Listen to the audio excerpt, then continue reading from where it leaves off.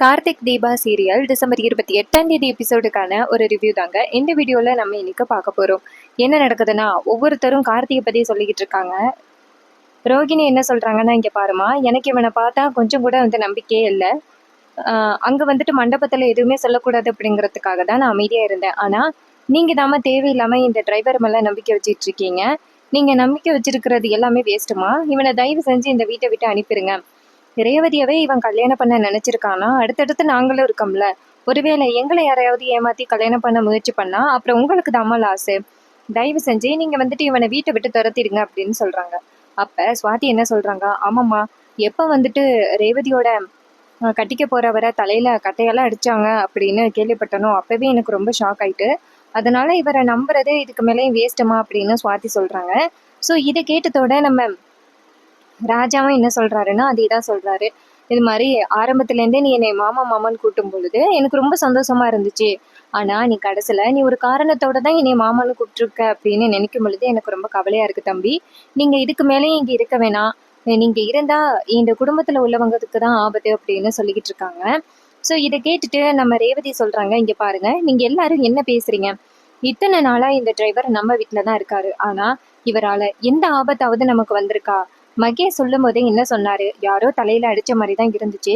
ஆனா அது யாருக்குன்னு தெரியல அப்படின்னு அவரே குழப்பமா தான் சொல்றாரு. அப்படி இருக்கையில நீங்க எல்லாரும் எப்படி இவர் மேல சந்தேகப்பட முடியுது? நம்மள எத்தனை நேரத்துல அம்மாவை ஆபத்துல இருந்து காப்பாத்திருக்காரு. நம்மளுக்கும் எவ்வளவு நேரத்துக்கு பாதுகாப்பா இருந்திருக்காரு. அப்படி இருக்கும் பொழுது எப்படி நீங்க திடீர்னு இவர் மேல பழி போட முடியுது அப்படின்னு சொல்லிட்டு ரேவதி கேக்குறாங்க.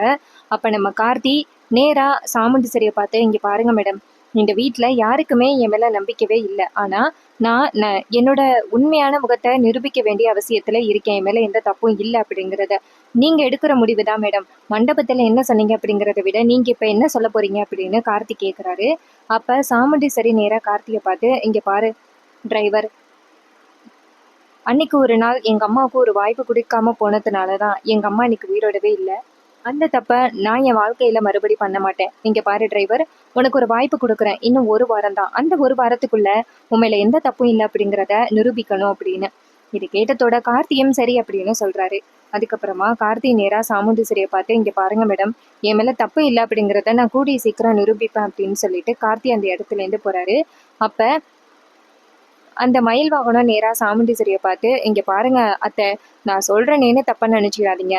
நீங்க இவனுக்கு ரொம்ப இடம் கொடுக்குறீங்களோன்னு தோணுது அப்படின்னு. அப்ப சாமுண்டீஸ்வரி சொல்றாங்க, எந்த நேரத்துல என்ன முடிவு எடுக்கணும் அப்படிங்கிறது எனக்கு தெரியும். அவங்களும் போய் அவங்கவங்க வேலையை பாருங்க. என்ன மீறி இவன் என்ன பண்ணாரான்னு நானும் பாக்குறேன் அப்படின்னு சொல்ல, இது கேட்டுட்டு மயில் வாகனம் அதுக்கு மேல ஏதாவது பேசுனா அத்தை கையில கிடைக்கிறத நம்மள எடுத்து அடிச்சிருவாங்க அப்படின்ட்டு மயில் வாங்கலாம் அந்த இடத்துல இருந்து போறாரு. அப்ப ராஜா நேரா கார்த்தியை செப்பரேட்டா பாக்குறாரு. பார்த்துட்டு, இங்க பாருப்பா, எனக்கு உன் மேல கொஞ்சம் கூட சந்தேகமே இல்லப்பா. நீ ரொம்ப நல்லவன் தான். உன்னை சுத்தி ஏதோ சூழ்ச்சி நடக்குது. ஆனா அந்த இடத்துல சொன்னா என் பொண்ணு ஏதாவது சங்கடப்படுவாளோ அப்படிங்கிறதுக்காக தான் நான் அப்படி சொன்னேன். கண்டிப்பா நீ இந்த வீட்டுல இருக்கக்கூடாது அப்படிங்கிறதுக்காக யாரோ இதை பண்ணிக்கிட்டு இருக்காங்க. நீ இந்த வீட்டுல இருந்தியன்னா அடுத்தடுத்து உனக்கு பிரச்சனை வந்துட்டு தான் இருக்கும். அதனால நீ கிளம்பி உன் வீட்டுக்கு போயிருப்பா அப்படின்னு. அப்ப கார்த்தி சொல்றாரு, என்ன மாமா இப்படி சொல்றீங்க? என் மேல கொஞ்சம் கூட நம்பிக்கையே இல்லாம ஒரு குற்றத்தை வச்சிருக்காங்க. அதை நிரூபிக்க வேண்டிய கடமையில நான் இருக்கேன். என் மேல எந்த தப்பும் இல்லை அப்படிங்கிறத நிரூபிக்கணும். நான் தான் மகேஷை கட்டையால அடிச்சு நான் உங்க பொண்ணை கல்யாணம் பண்றதுக்காக முயற்சி பண்றேன் அப்படின்னு சொல்லியிருக்காங்க. அப்படி இருக்கையில என்னால எப்படி அது உண்மை இல்லைங்கிறத ப்ரூவ் பண்ண வேண்டிய கட்டாயத்துல இருக்குன்னு. நான் இந்த வீட்டை விட்டு போக மாட்டேன் மாமா. என் மேல எந்த தப்பும் இல்லைன்னு நிரூபிச்சுட்டு அதுக்கப்புறம் நான் இந்த வீட்டை விட்டு போய்க்கிறேன் அப்படின்னு சொல்லிட்டு ரொம்ப ஸ்ட்ரிக்டா கார்த்தி பேசிட்டு அந்த இடத்துல இருந்து போறாரு. ஸோ இதை பார்த்துட்டு ராஜா நினைக்கிறாரு, பாவம் இந்த பையன் இந்த வீட்டுல இருக்கக்கூடாது அப்படின்னு யாரோ ஒருத்தவங்க தான் இந்த மாதிரி பண்றாங்க அப்படின்னு ராஜாவுக்கு சந்தேகம் வருது. இன்னொரு பக்கம் நம்ம கார்த்தி ரொம்ப கவலையா அந்த இடத்துல இருந்து போறாரு. அப்ப கார்த்தி யோசிக்கிறாரு, எப்படி அந்த மகேஷ் தான் நான் தான் தலையில கட்டையால அடிச்சேன் அப்படின்னு சொன்னாரு. ஸோ அவரை போய் விசாரிச்சா நம்மளுக்கு உண்மை தெரிய வரும். எதுக்காக அவர் போய் சொல்லணும் அப்படின்னு கார்த்தி நினைக்கிறாரு. அப்ப கார்த்தி நேரா மகேஷ் வீட்டுக்கு கிளம்புறாரு. இன்னொரு பக்கம் ஜாமுண்டி அஞ்சு தந்திரகலாவும் சிவனாண்டியும் பேசிக்கிறாங்க. சிவனாண்டி சொல்றாரு, இங்க பாரு சந்திரா, நீ நினைக்கிற மாதிரி சந்திரா சொல்றாங்க என்னங்க, அதுக்கு நம்மளை விட சரியான கேடிகளா இருக்குதுங்க. அதுக்கு வீட்டுல உள்ள ஆளையே கொலை பண்ணி இருக்குதுங்கன்னா கண்டிப்பா நம்மளுக்கே ஏதாவது பிரச்சனை ஆகும் அப்படின்னு சொல்ல, அப்ப சிவனாண்டி சொல்றாரு, இங்க பாரு நம்மள மீறி அதுக்கு ஒண்ணும் பண்ண முடியாது. ஏன்னா அதுகளோட அட்டகாச பத்தின வீடியோ நம்ம கிட்ட இருக்கு. ஸோ கண்டிப்பா வந்துட்டு அதுக நமக்கு எதிரா செயல்படாதுக அப்படின்னு. ஸோ இதை கேட்டதோட சந்திராவும் சரிங்க அப்படின்னு சொல்லிட்டு என் அக்கா வீட்டுல தேடுவா அப்படின்னு சொன்னதோட சிவனாண்டிக்கும் சரி அப்புறம் பார்க்கலாம் அப்படின்னு சொன்னதோட சந்திரா அந்த இடத்துல இருந்தே நேரா சாமுண்டீஸ்வரி வீட்டுக்கு கிளம்புறாங்க. அதுக்கப்புறமா நம்ம கார்த்தி நேரா மகேஷ் வீட்டுக்கு போறாங்க. அங்க வந்துட்டு நேரா கார்த்தி கதவை தட்ட அப்ப மகேஷும் அந்த மாயாவும் ரொம்ப ஹாப்பியா இருக்காங்க. எப்படியோ அந்த நிச்சயதார்த்தம் நடக்காது அப்படின்னு நினைச்சுக்கிட்டு இருந்தேன் தெரியுமா. கடைசி நேரத்துல அந்த டிரைவர் தான் ரேவதியோட கையில மோதிரத்தை போட்டு அவளை கல்யாணம் பண்ண போறா அப்படின்னு நினைச்சேன். நல்ல வேலை கடைசி நேரத்துல உன்னை எப்படியோ நான் கண்டுபிடிச்சிட்டேன் அப்படின்னு. அப்ப மகேஷ் கேக்குறாரு, என்னை எப்படி மாயா கண்டுபிடிச்ச அப்படின்னு. மாயா சொல்றாங்க, உன்னை எங்க பார்த்தாலும் தேடிக்கிட்டு இருக்கும் பொழுது அந்த சிவனாண்டி இருக்கான்னு அவன் வந்துட்டு உன் போனை எப்படியோ எடுத்திருக்கிறான். உன் போன்ல உள்ள போட்டோ எல்லாத்தையுமே பார்த்துட்டான். அதை வச்சுதான் என்கிட்ட வந்து கேட்டான். நல்ல வேலை நீ இருக்கிற இடத்த நான் கண்டுபிடிச்சிட்டேன். அதுக்கப்புறம் தான் இந்த பிளான் பண்ணோம். இங்க பாரு, அவங்க நமக்கு உதவி பண்றாங்கன்னா கண்டிப்பா அவங்களுக்கு நம்மளால ஏதோ ஒரு காரியம் ஆக வேண்டியது இருக்கு. அதனால அவங்க கிட்ட இருந்து தப்பிக்கணும் அப்படின்னா அவங்கள மாட்டி விட்டுட்டு நம்ம எஸ்கேப் ஆகணும் அப்படின்னு. இதை கேட்டதோட மகேஷ் கேக்குறாரு, எப்படி மாயா சொல்ற அப்படின்னு. மாயா சொல்றாங்க, இங்க பாரு, அந்த மண்டபத்துல நீ தானே சொன்ன கட்டையால கார்த்தி தான் அடிச்சான் அப்படின்னு நீ சொன்னியல்ல. ஸோ கண்டிப்பா வந்துட்டு உன்னை விசாரிக்கிறதுக்காக அந்த டிரைவர் கண்டிப்பா வீட்டுக்கு வருவான். வந்துட்டு உன்னை கேட்பான்.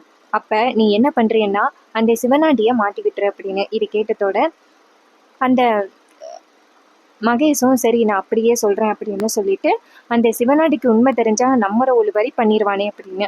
அப்ப மாயா சொல்றாங்க, அதுக்கெல்லாம் வாய்ப்பே கிடையாது, நான் பாத்துக்கிறேன் அப்படின்னு. இது கேட்டதோட மகேஷும் சரி அப்படிங்கிறாரு. அதே நேரம் இவங்க பேசிட்டு இருக்கும் பொழுது வீடு கதவு தட்டுற சத்தம் கேக்குது. அப்ப மாயா சொல்றாங்க, கண்டிப்பா அந்த டிரைவர் தான் வந்திருப்பான், போயிட்டு கதவை தர அப்படின்னு. இதை கேட்டதோட மகேஷும் சரி அப்படின்னு சொல்லிட்டு போயிட்டு கதவை திறக்க அப்ப கார்த்தி வராரு. கார்த்தி வந்ததோட நேரா மகேஷை பார்த்து, டிரைவர் எதுக்கு நீ வந்த, எங்களை மிரட்டுறதுக்காக வந்தியா அப்படின்னு. கார்த்தி சொல்றாரு, உன்னை மிரட்டுறதுக்காகலாம் நான் இங்க வரல, உண்மையை கேட்கறதுக்காக தான் வந்தேன். உண்மையிலேயே நான் தான் உன்னை கட்டையால அடிச்சேன்னா எதுக்கு நீ பொய் சொன்ன அப்படின்னு. அப்ப மகேஷ் சொல்றாரு, இங்க பாருங்க, நான் ஒன்னும் பொய் சொல்லல, நீங்க தான் என் தலையில கட்டையால அடிச்சு என்ன வந்துட்டு கட்டி போட்டு வச்சிருந்தீங்க அப்படின்னு. அப்ப கார்த்தி செம டென்ஷன் ஆக்கி, இங்க பாரு, அடிச்சுன்னு வச்சுக்கேன் அவ்வளவுதான், மரியாதையா உண்மையை சொல்ல அப்படின்னு கேட்டதோட அப்ப நம்ம மாயா நேரா மகேஷை பார்த்து கண் காட்டுறாங்க. அப்ப மகேஷ் வந்துட்டு நேரா டிரைவர் கிட்ட, இங்க பாரு டிரைவர், நான் உண்மையை சொன்னா என்னை சும்மா விட மாட்டாங்க அப்படின்னு. அப்ப கார்த்திக் கேட்குறாரு, என்ன உண்மையை சொன்னா உன்னை விட மாட்டாங்க, யாரு அப்படி செய்ய சொன்னது அப்படின்னு கேட்க மாயா சொல்றாங்க, இங்க பாருங்க டிரைவர், நாங்க மட்டும் உண்மையை சொன்னோம்னா கண்டிப்பா வந்துட்டு நாங்க உயிரோட இருக்க முடியாது அப்படின்னு. அப்ப கார்த்திக் கேட்குறாரு, அப்படி என்னதான் நடக்குது சொல்லு அப்படின்னு. அப்ப மாயா சொல்றாங்க, இங்க பாருங்க, இது மாதிரி கட்டையால நீங்க தான் வந்துட்டு மகேஷ் அடிச்சிங்க அப்படின்னு சொல்ல சொன்னது சிவனாண்டி தான் அப்படின்னு. அப்ப கார்த்தி கேட்குறாரு, என்ன அவனா, எதுக்காக சொல்ல சொன்னான் அப்படின்னு. அப்ப மாயா சொல்றாங்க, இங்க பாருங்க, அப்படி சொல்லலைன்னா எனக்கும் என் கொழுந்தனுக்கும் தப்பான தொடர்பு இருக்கு அப்படின்னு சொல்லி அந்த கல்யாணத்தை நிப்பாட்டிடுவேன் அப்படின்னு ரொம்ப மிரட்டுனா. வேற வழி இல்லாம தான் நாங்க வந்துட்டு அப்படி பண்ணிட்டோம், என்னை தயவு செஞ்சு மன்னிச்சிருங்க அப்படின்னு. அப்ப கார்த்தி சொல்றாரு, இங்க பாரு, நீ என்ன நினைச்சுக்கிட்டு பேசுற அப்படின்னு. அப்ப அந்த மாயா சொல்றாங்க, இங்க பாருங்க, அந்த சிவனாண்டி தான் அப்படி சொல்ல சொன்னோம், ஆனா தயவு செஞ்சு நாங்க தான் அப்படி சொல்ல சொன்னோம் அப்படிங்கிறத போய் சொல்லிடாதீங்க. அப்படி சொன்னா அவ்வளவுதான், நாங்க உயிரோடவே இருக்க முடியாது. அந்த சிவனாண்டி கண்டிப்பா என்னையும் என் குழந்தனையும் கொன்னுருவாரு. அதோட எங்க 2 பேருக்கும் தப்பான தொடர்பு இருக்கு அப்படின்னு சொல்லியே எங்களை ரொம்ப அவமானப்படுத்திடுவாங்க. அப்புறம் சாமுண்டீஸ்வரியை பத்தி உங்களுக்கு தெரியும், இப்படியா என் பொண்ணை வந்து கல்யாணம் பண்ண வந்தீங்க அப்படின்னு சொல்லிட்டு அவங்களும் வந்துட்டு என் மேல ரொம்ப கோவப்பட்டு எங்களை உயிரோட விட மாட்டாங்க, தயவு செஞ்சு இந்த மாதிரி பண்ணிடாதீங்க அப்படின்னு சொல்ல. இதை கேட்டுட்டு கார்த்தியும் சரி உங்களை நான் காப்பாத்துறேன் அப்படின்னு சொல்ல, மாயாவும் சரி அப்படின்னு சொல்ல கார்த்தி அந்த இடத்துல இருந்து கிளம்புறாரு. அப்ப மாயாவும் அந்த மகேஷும் சந்தோஷப்படுறாங்க. மகேஷ் சொல்றாரு, எப்படியோ அந்த சிவனாண்டிய மாட்டி விட்டுட்டு நம்ம தப்பிச்சாச்சு அப்படின்னு. மாயா சொல்றாங்க, இதுக்கப்புறம் தான் நம்ம கொஞ்சம் கேர்ஃபுல்லா இருக்கணும், கண்டிப்பா அந்த டிரைவர் போயிட்டு சிவனாண்டிய மிரட்டுவான். அப்ப சிவனாண்டிக்கு மட்டும் நம்ம இந்த விஷயத்த சொன்னோம் அப்படின்னு தெரிஞ்சிச்சுன்னா ரொம்ப பெரிய இஷ்யூ ஆயிரும் அப்படின்னு. அப்ப மகேஷ் சொல்றாரு, இங்க பாரு மாயா, இது வரைக்கும் சமாளிச்சிட்டோம், இதையா சமாளிக்காம இருக்க முடியும், அதெல்லாம் சமாளிச்சிடலாம் அப்படின்னு. இது கேட்டதோட அந்த மாயாவும் சரி அப்படின்னு சொல்றாங்க. அதுக்கப்புறமா கார்த்தி ஒரே குழப்பத்துல வெளியில வராரு. அந்த சிவனாண்டி தான் மகேஷ தலையில அடிச்சு கொண்டு போய் கட்டி போட்டிருக்கான். ஆனா எதுக்காக, நான் போயிட்டு ரேவதிக்கு ரிங்கு போடுற வரைக்கும் காத்துக்கிட்டு இருந்தான், இதுக்கு பின்னாடி வேற ஏதோ ஒரு சூழ்ச்சி இருக்கு அப்படின்னு கார்த்திக்கு டவுட் வருது. இந்த மாயாவை பார்த்தாலும் ஒரே சந்தேகமா இருக்கு. அப்படின்னு கார்த்திக்கு ஒரே டவுட்டா இருக்கு. அப்ப அந்த மண்டபத்திலேருந்து ஃபோன் வருது. அப்ப கார்த்தி ஃபோன் அட்டன் பண்ணி, "சொல்லுங்க சார்" அப்படின்னு சொல்ல, மண்டபத்திலேருந்து சொல்றாரு, "சார், இது மாரி நீங்க மண்டபத்துல சில பொருட்கள விட்டுட்டு போயிட்டீங்க. அது எல்லாத்தையுமே நாங்க பேக் பண்ணி வச்சிருக்கோம். வந்து எடுத்துட்டு போங்க" அப்படின்னு. கார்த்தி சொல்றாரு, "என்ன பொருள்?" அப்படின்னு. அப்ப மண்டபத்துல உள்ளவர் சொல்றாரு, "இங்க பாருங்க, சில கல்யாணத்தப்ப சில பேர் நெறைய பொருட்கள போட்டுட்டு போயிடுவாங்க. அவங்களோட மேக்கப் திங்ஸு, சாரி அது இதுன்னு போட்டுட்டு போயிருவாங்க. அத நாங்க கலெக்ட் பண்ணி வச்சுட்டு, கடைசியா எந்த கல்யாணம் நடந்துச்சோ, அவங்க கிட்ட அத நாங்க பொறுப்பா ஒப்படைச்சுருவோம். ஸோ அதே மாரி தான் உங்களோட நிச்சயதார்த்தத்துல ஒரு சில பொருட்கள் வந்துட்டு இங்கேயே கிடக்கு. அது எல்லாத்தையும் நாங்க பேக் பண்ணி வச்சிருக்கோம். வந்து எடுத்துட்டு போங்க" அப்படின்னு. உடனே கார்த்தியும் சரி சார் அப்படின்னு சொல்லிட்டு நேரா மண்டபத்துக்கு கிளம்புறாரு. கார்த்தி நேரா மண்டபத்துக்கு போனதோட என்ன பண்றாருன்னா, நேரா அந்த ஆள பார்க்குறாரு. அவரு சொல்றாரு, "சார் இதுல திங்ஸ் எல்லாம் இருக்கு. அதுல ஒரு புடவையும் இருந்துச்சு பாருங்க சார்" அப்படின்னு சொல்ல, உடனே கார்த்தியும் சரி அப்படின்னு சொல்லிட்டு ஒரு சில பொருட்களை செக் பண்ணி பார்க்கும் பொழுது அந்த புடவைய பார்க்குறாரு. இது அந்த நீல கலர் புடவை இல்ல அப்படின்னு கார்த்தி பார்க்குறாரு. பார்த்துட்டு, அப்ப இந்த புடவைய அவங்க சேஞ்ச் பண்ணியிருக்காங்க. நான் கண்டுபிடிச்சிட்டேன் அப்படிங்கிறத. ஸோ அவங்க தான் வந்துட்டு அந்த சிசிடிவி ஃபுட்டேஜையும் எரிச்சிருக்கணும். ஸோ கண்டிப்பா வந்துட்டு நம்ம பார்க்குற ஆளு சாதாரண ஆள் கிடையாது. ஆனா இந்த புடவைய யாரு கட்டியிருந்தா அப்படிங்கிறத கண்டுபிடிக்கணுமே அப்படின்ட்டு கார்த்தி வந்துட்டு நேரா வீட்டுக்கு வராரு. வீட்டுக்கு வந்துட்டு நேரா மயில் வாகனத்தை பார்க்குறாரு. மயில் வாகனம் நேரா கார்த்தியை பார்த்துட்டு, "சொல்லுப்பா டிரைவர்" அப்படின்னு சொல்ல, கார்த்தி சொல்றாரு, "ஒரு முக்கியமான விஷயம் கேட்கறதுக்காக தான் வந்தேன்" அப்படின்னு. அப்ப மயில் வாகனம் கேட்குறாரு, "என்ன, உன் மேல எந்த தப்பும் இல்லைன்னு நிரூபிக்கிறதுக்காக ரொம்ப போராடுறியோ" அப்படின்னு கார்த்தி சொல்றாரு. "ஆமா, அப்புறம் என்ன பண்றது" அப்படின்னு சொல்லிட்டு நேரா கார்த்தி வந்துட்டு அந்த புடவைய காமிச்சு, "இங்க பாருங்க, இந்த புடவை மண்டபத்துல யாரு கட்டியிருந்தா அப்படின்னு உங்களுக்கு தெரியுமா" அப்படின்னு. அப்ப மயில் வாகனம் சொல்றாரு, "ஆமாப்பா, இதே மாதிரி ஒரு புடவை ஒருத்தவங்க கட்டியிருந்தாங்க" அப்படின்னு. கார்த்தி சொல்றாரு, "நமக்கு க்ளோஸா உள்ளவங்க தான் இதை கட்டியிருந்தாங்க. ஆனா யாருன்னு எனக்கு சரியா தெரியல" அப்படின்னு. அப்ப மயில் வாகனம் சொல்றாரு, "ஏப்பா கார்த்தி, அந்த பொண்ணு மாயா இருக்காங்கல்ல, அந்த நம்ம மாப்பிள்ளை இருக்காருல்ல அவரோட அண்ணி, அவங்க தான் இந்த மாதிரி புடவைய கட்டியிருந்தாங்க" அப்படின்னு. இதை கேட்டதோட கார்த்தி சொல்றாரு, "இல்லையே, அவங்க வந்துட்டு கோல்டன் கலர்ல இல்ல சாரி கட்டியிருந்தாங்க" அப்படின்னு. அப்ப மயில் வாகனம் சொல்றாரு, "ஆமாப்பா கார்த்தி, ஆனா அதுக்கு முன்னாடியே வந்தப்பயே வந்துட்டு இவங்க இந்த மாதிரி சாரியை தான் கட்டியிருந்தாங்க. அதுக்கப்புறம் என்னாச்சுன்னு தெரியல, புடவையை சேஞ்ச் பண்ணிட்டாங்க" அப்படின்னு. அப்ப கார்த்தி சொல்றாரு, "ஓ அப்படியா, தேங்க்ஸ், உங்களோட மெமரி பவர் ரொம்ப சூப்பர்" அப்படின்னு சொல்ல, மயில் வாகனம் சொல்றாரு, "அது கூடவே பிறந்ததில்ல" அப்படின்னு. உடனே கார்த்தியும், "நீங்க எனக்கு ரொம்ப பெரிய உதவி பண்ணியிருக்கீங்க" அப்படின்னு சொல்ல, மயில் வாகனம் சொல்றாரு, "இங்க பாருப்பா டிரைவரு, உன் மேல எந்த தப்பும் இல்லைன்னு நிரூபிக்கிறதுக்காக ரொம்ப போராடுறேன்னு நல்லா தெரியுது. நீ கவலைப்படாத, உன் மேல எந்த தப்பும் இருக்காது" அப்படின்னு சொல்ல, அப்ப கார்த்தி கேக்குறாரு, "நீங்க தானே சாமுண்டீஸ்வரி மேடத்துக்கிட்ட நான் சொத்துக்காக இதெல்லாம் பண்ணிக்கிட்டு இருக்கேன், வீட்டை விட்டு வெளில துரத்துங்கன்னு சொன்னீங்க" அப்படின்னு. அப்ப மயில் வாகனம் சொல்றாரு, "கார்த்தி, இங்க பாருப்பா டிரைவர், ஏதோ தப்பா சொல்லிட்டேன், மன்னிச்சிரு. அதுக்காக என்ன நீ வில்லனாலாம் நினைக்காத" அப்படின்னு. கார்த்தி சொல்றாரு, "சரி சரி" அப்படின்னு சொல்லிட்டு, "நான் கிளம்புறேன்" அப்படின்னு சொல்ல, மயில் வாகனம் கேக்குறாரு, "வேற ஏதாவது ஹெல்ப் வேணும்னாலும் சொல்லு டிரைவர், நான் பண்றேன்" அப்படின்னு. அப்ப கார்த்தி சொல்றாரு, "சரி சரி" அப்படின்னு சொல்லிட்டு அந்த இடத்துல இருந்து கிளம்புறாரு. அப்ப கார்த்தி நினைக்கிறாரு, அப்ப இவங்க தான் அந்த சின்ன குழந்தையோட கைய ஃபேன்ல பிடிச்சு வச்சிருக்காங்க. எதுக்காக அவங்க அப்படி பண்ணணும் அப்படின்னு கார்த்திக்கு இன்னொரு சந்தேகம் வருது. அப்ப அந்த குழந்தைக்கும் குழந்தையோட அம்மாவுக்கும் ஏதோ ஒரு லிங்க் இருக்கு. அவங்க இந்த இடத்த விட்டு சீக்கிரம் போகணும் அப்படிங்கிறதுக்காக தான் அந்த மாயா இப்படிப்பட்ட வேலையை பண்ணியிருக்காங்க. அப்ப நம்ம போயிட்டு நேரா அந்த டாக்டரை பார்ப்போம் அப்படின்ட்டு கார்த்தி நேரா அந்த டாக்டரை பார்க்கறதுக்கு போறாங்க. நேரா அவங்க ஹாஸ்பிட்டல்ல இருக்காங்க. அங்க போயிட்டு நேரா அந்த டாக்டரை பார்த்து, "வணக்கம் மேடம்" அப்படின்னு சொல்ல, டாக்டர் நேரா கார்த்தியை பார்த்து, "சொல்லுங்க கார்த், நீங்க தானே அந்த கல்யாணத்துல சாமுண்டீஸ்வரியோட கல்யாணத்துல நிறைய வேலைகளை பார்த்தது" அப்படின்னு. அப்ப கார்த்தி சொல்றாரு, "ஆமா, ஆனா நீங்க போன பிறகு நிறைய பிரச்சனைகள் வந்துட்டு" அப்படின்னு. அப்ப டாக்டர் சொல்றாங்க, "ஆமா கேள்விப்பட்டேன், சாமுண்டீஸ்வரி ஃபோன் பண்ணி சொன்னா, நீ தான் வந்துட்டு மகேஷை தலையில அடிச்சு இந்த மாதிரி பண்ணியாம்ல" அப்படின்னு. அப்ப கார்த்தி சொல்றாரு, "அப்படியெல்லாம் இல்ல, அது ஏதோ மிஸ் அண்டர்ஸ்டாண்டிங்ல அவர் தப்பா சொல்றாரு. ஆனா எனக்கு ஒரு சந்தேகம், நான் ஒரு போட்டோ காமிக்கிறேன், அவங்க யாருன்னு உங்களுக்கு தெரியுமா" அப்படின்னு சொல்ல, டாக்டர் கேக்குறாங்க, சொல்லுப்பா டிரைவர்" அப்படின்னு. அப்ப கார்த்தி நேரா மாயாவும் மகேஷும் இருக்கிற போட்டோவை காமிக்கிறாங்க. அதை பார்த்ததோட டாக்டர் செம்ம அதிர்ச்சி ஆகுறாரு. "இவங்களோட போட்டோ உங்ககிட்ட எப்படி" அப்படின்னு. அப்ப கார்த்தி கேக்குறாரு, "அப்ப இவங்களுக்கு உங்களுக்கு ஏற்கனவே தெரியுமா" அப்படின்னு. அப்ப டாக்டர் சொல்றாங்க, "இவங்களை எனக்கு ஏற்கனவே தெரியும், 2 3 டைம் இவங்க அவார்ட் பண்ண வந்திருக்காங்க" அப்படின்னு. இது கேட்டதோட கார்த்தி ஷாக் ஆகுறாரு. "என்னது, இவங்களோட ஹஸ்பண்ட் தான் செத்து பல வருஷம் ஆகுது" அப்படின்னு. அப்ப டாக்டர் சொல்றாங்க, "ஆமாப்பா, ஆனா இந்த கொழுந்தனும் இந்த பொண்ணு சேர்ந்து கூத்தடிக்கிறது உங்களுக்கு தெரியாதா?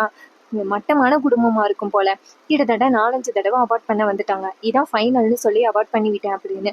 இதை கேட்டதோட கார்த்தி செம்ம ஷாக் ஆகுறாரு. "என்ன சொல்றீங்க" அப்படின்னு. அப்ப அந்த டாக்டர் சொல்றாங்க, "ஆமாப்பா, நான் மட்டும் மண்டபத்துக்கு சரி இவங்க 2 பேரும் யாரு அப்படின்னு கேட்க கார்த்தி சொல்றாரு, இவங்க தான் இப்ப ரேவதிக்கு பார்த்திருக்க மாப்பிள்ளை. அன்னைக்கு இவங்க 2 பேருக்கும் தான் நிச்சயதார்த்தம் நடந்துச்சு அப்படின்னு. இதை கேட்டதோட டாக்டர் அதிர்ச்சி ஆகுறாங்க. என்னப்பா டிரைவர் சொல்ற? இவங்க 2 பேருக்குமா? இங்க பாரு, இவன் சரியான ஃப்ராடு. இவன் கூட மட்டும் நம்ம ரேவதியை கல்யாணம் பண்ணி வச்சா கண்டிப்பா நம்ம ரேவதி பொண்ணோட வாழ்க்கை நரகமாயிரும் அப்படின்னு. இதை கேட்டதோட கார்த்தி சொல்றாரு, ஐயோ இப்படிப்பட்ட ஒருத்தன் கிட்டயா ரேவதி சிக்கியிருக்காங்க, இது எப்படி நிரூபிக்கிறது அப்படின்னு. டாக்டர் சொல்றாங்க, இங்க பாருப்பா, நீ எதுக்கும் கவலைப்படாத, நான் நேரா வீட்டுக்கு வந்துட்டு சாமுண்டீஸ்வரி கிட்ட உண்மையை சொல்லிடுறேன் அப்படின்னு. ஸோ இதை கேட்டதோட கார்த்தி சொல்றாரு, நீங்க ரொம்ப பெரிய உதவி பண்ணியிருக்கீங்க. ஆனா அன்னைக்கு நீங்க வந்துட்டு மண்டபத்துக்கு வந்தப்ப அவங்க 2 பேரையும் பார்க்கல. அப்படி பார்க்காம போனதுனால தான் இவ்வளோ அளவுக்கு பிரச்சனை வந்துட்டு. அன்னைக்கே நீங்க இருந்திருந்தீங்கன்னா கண்டிப்பா அந்த மகேஷ் மாயாவோட உண்மையான முகத்தை நீங்க வெளியில கொண்டு வந்திருக்கலாம். ஆனா நீங்க சீக்கிரம் வந்ததுனால தான் அவங்க 2 பேரோட உண்மையான முகத்தை சொல்ல முடியல. உங்க பொண்ணோட கையை வந்து பிடிச்சி இழுத்து வச்சது வேற யாருமே இல்லை, இந்த மாயா தான் அப்படின்னு. இதை கேட்டதோட டாக்டர் ரொம்ப கோவப்படுறாங்க. கார்த்தி வந்துட்டு அந்த மாயா மகேஷோட உண்மையான சுயரூபத்தை கேள்விப்பட்டு ரொம்ப டவுட் ஆகுறாரு. அப்ப கார்த்தி சொல்றாரு, அந்த ரேவதி பொண்ணு ரொம்ப பாவம், அந்த பொண்ணுக்கு எந்தவித ஒண்ணுமே தெரியவே தெரியாது, அந்த குடும்பத்துக்கு உதவி பண்ண போயிட்டு கடைசியில இப்படிப்பட்ட ஒரு விஷயத்துல மாட்டிக்கிட்டாலே அந்த பொண்ணோட வாழ்க்கையை எப்படியாவது காப்பாற்றணும் அப்படின்னு கார்த்தி சொல்ல, அப்ப டாக்டர் சொல்றாங்க, கார்த்தி கவலைப்படாத, நான் நேரா உங்க வீட்டுக்கு வந்துட்டு அந்த மகேஷ் மாயாவோட உண்மையான முகத்தை சொல்லிடுறேன், நீ கவலைப்படாத அப்படின்னு சொல்லிட்டு நேரா கூட்டிக்கிட்டு கார்த்தி வந்துட்டு வீட்டுக்கு வராரு. அப்ப சாமுண்டீஸ்வரி உட்காந்துருக்காங்க. அப்ப சாமுண்டீஸ்வரி நேரா கார்த்தியை பார்த்துட்டு, என்னப்பா டிரைவர், 1 வாரம் ஆயிட்டு இன்னும் வந்துட்டு உன் மேல எந்த தப்பும் இல்லைன்னு நீ ப்ரூவ் பண்ணவே இல்லையே அப்படின்னு. அப்ப கார்த்தி சொல்றாரு, இங்க பாருங்க, ப்ரூவ் பண்றது என்ன, ஒருத்தவங்களே கூட்டிட்டு வந்திருக்கேன் அப்படின்னு சொல்லிட்டு நேரா அவங்கள கொண்டாந்து நிக்க வைக்க. அப்ப சாமுண்டீஸ்வரி நேரா டாக்டரை பார்த்துட்டு, இவ என்னோட ஃப்ரெண்ட் ஆச்சு, இவளே எதுக்கு கூட்டிட்டு வந்த அப்படின்னு. அப்ப கார்த்தி சொல்றாரு, இவங்க உண்மை என்னன்னு சொல்லுவாங்க அப்படின்னு. அப்ப சாமுண்டீஸ்வரி நேரா கார்த்தியை பார்த்து, என்ன எனக்கு ஒன்றும் புரியலையே டிரைவர், இவங்களை கூட்டிட்டு வந்தா நீ எப்படி உண்மையை நிரூபிக்க முடியும்? இவங்களா வந்துட்டு மகேஷை தலையில கட்டையால் அடிச்சது அப்படின்னு கார்த்தி சொல்றாரு. கட்டையால் அடிச்சது வேற ஆளு, ஆனா அந்த விஷயத்தை பத்தி நான் இப்போ சொல்ல வரல. முக்கியமா இவங்க எப்படிப்பட்டவங்க அப்படிங்கறத சொல்றதுக்காக தான் வந்திருக்கேன் அப்படின்னு. அப்ப சாமுண்டீஸ்வரி கேக்குறாங்க, யாரை பத்தி அப்படின்னு. அப்ப கார்த்தி சொல்றாரு, அந்த புது மாப்பிள்ளைய பத்தி அப்படின்னு. அப்ப மயில் வாகனம் சொல்றாரு, ஆஹா நல்லா தெரியுது, நீங்க பாருங்க அத்தை, மாப்பிள்ளைய பத்தி தப்பா சொல்லி ரேவதியோட கல்யாணத்தை நிப்பாட்டி விட்டு இவன் கல்யாணம் பண்ணலாம்னு நினைக்கிறான் அப்படின்னு. அப்ப கார்த்தி சொல்றாரு, கொஞ்சம் பொறுமையா இருக்கிறீங்களா, நாங்க சொல்றது கொஞ்சம் கேக்குறீங்களா? ரேவதியோட வாழ்க்கை இப்படி கெட்டு போச்சுன்னா நானும் தான் சங்கடப்படுவேன், ஏன்னா நானும் இந்த வீட்டுல ஒருத்த மாதிரிதான் அப்படின்னு. அப்ப சாமுண்டீஸ்வரி கேக்குறாங்க, இங்க பாரு, நீ என்னத்த ப்ரூவ் பண்ண வந்த அதை சொல்லு அப்படின்னு. அப்ப கார்த்தி வந்துட்டு நேரா அந்த டாக்டரை பார்த்துட்டு, இங்க பாருங்க இப்பயாவது சொல்லுங்க அப்படின்னு. டாக்டர் நேரா சாமுண்டீஸ்வரியை பார்த்து, சாமுண்டீஸ்வரி, நீ இப்ப சம்மந்தம் பேசிருக்கிய மகேஷ் மாயா அவங்க வீட்டுல உள்ளவங்க பத்தி உனக்கு தெரியுமா அப்படின்னு. அப்ப சாமுண்டீஸ்வரி கேக்குறாங்க, யாரு அப்படின்னு. அப்ப டாக்டர் சொல்றாங்க, செங்கல் சூளையில வேலை பார்த்தான்னு ராமசாமி, அவன்தான். ஒரு நாள் கூட நீ ரொம்ப மோசமா திட்டிட்ட அப்படிங்கிறதுக்காக அவன் சூசைட் பண்ணிக்கிட்டான் அப்படின்னு எல்லாரும் பேசிக்கிட்டாங்கல்ல, அவன் தான் அவன். அந்த ராமசாமி ஒன்றும் சூசைட் பண்ணிக்கல, அவங்க 2 பேரும் சேர்ந்துதான் அவனை கொண்டு இருக்காங்க, கொண்டு ஓ மேல பழிய போட்டிருக்காங்க அப்படின்னு. இதை கேட்டதோட சாமுண்டீஸ்வரி சொல்றாங்க, ராமசாமின்னு சொன்ன போதே எனக்கு டவுட் வந்துச்சு அப்படின்னு. அதுக்கப்புறமா வந்துட்டு ஏன் அவங்க இப்படி பேசுறாங்க அப்படின்னு சாமுண்டீஸ்வரி கேட்க, டாக்டர் சொல்றாங்க, இங்க பாரு, அந்த மகேஷும் மாயாவும் சரியான ஃப்ராடுங்க, 2 பேருமே வந்துட்டு ஹாப்பியா தான் வாழ்ந்துகிட்டு இருக்காங்க. 2 3 டைம் வந்துட்டு ஹாஸ்பிட்டல்ல வந்துட்டு அவாய்ட் பண்ணியிருக்காங்க. ஸோ அவங்களையா நீ நம்பி உன் பொண்ணை கல்யாணம் பண்ணி கொடுக்க போற அப்படின்னு கேட்க, உண்மை தெரிஞ்ச சாமுண்டீஸ்வரிக்கு பேரதிர்ச்சி ஆகுது. அண்ட் இந்த ப்ரிடிக்ஷன் பிடிச்சிருந்துச்சுன்னா மறக்காம நம்ம சேனலை சப்ஸ்கிரைப் பண்ணிக்கோங்க. இது வரைக்கும் இந்த வீடியோவை திறந்து வாட்ச் பண்ணியிருந்தீங்கன்னா நம்ம வீடியோக்கு ஒரு லைக் பண்ணிட்டு நம்ம சேனலை சப்ஸ்கிரைப் பண்ணிட்டு பக்கத்தில் உள்ள பெல் ஐக்கானை கிளிக் பண்ணி ஆல்ல செட் பண்ணிக்கோங்க.